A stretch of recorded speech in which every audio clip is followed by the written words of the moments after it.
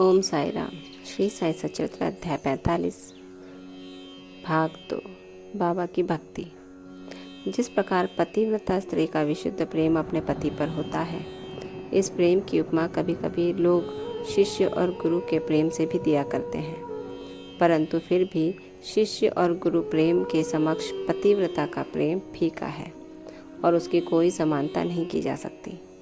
माता पिता भाई या अन्य संबंधी जीवन का ध्येय आत्म साक्षात्कार प्राप्त करने में कोई सहायता नहीं पहुंचा सकते।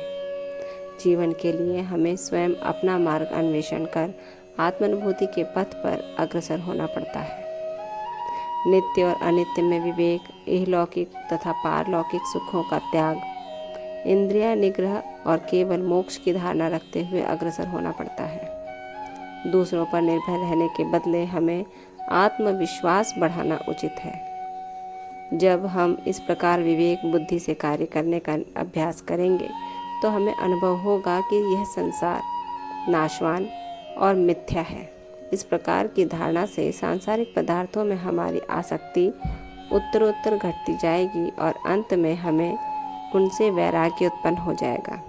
और यह रहस्योद्घाटन होता है कि यह दृश्यमान जगत उनका ही प्रतिबिंब है।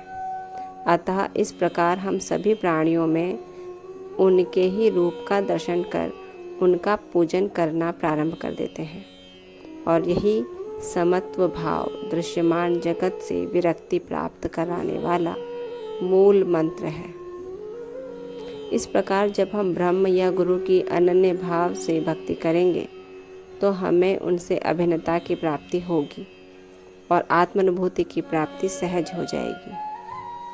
संक्षेप में यह है कि सदैव गुरु का कीर्तन और उनका ध्यान करना ही हमें सर्वभूतों में भगवत दर्शन करने की योग्यता प्रदान करता है और इसी से परमानंद की प्राप्ति होती है।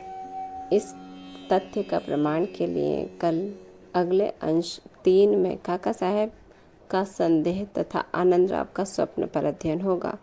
तब तक ओम साई राम। बाबा आप सब पर कृपा रखें, आपको आशीर्वाद दें और कष्टों से दूर रखें। ओम साई राम।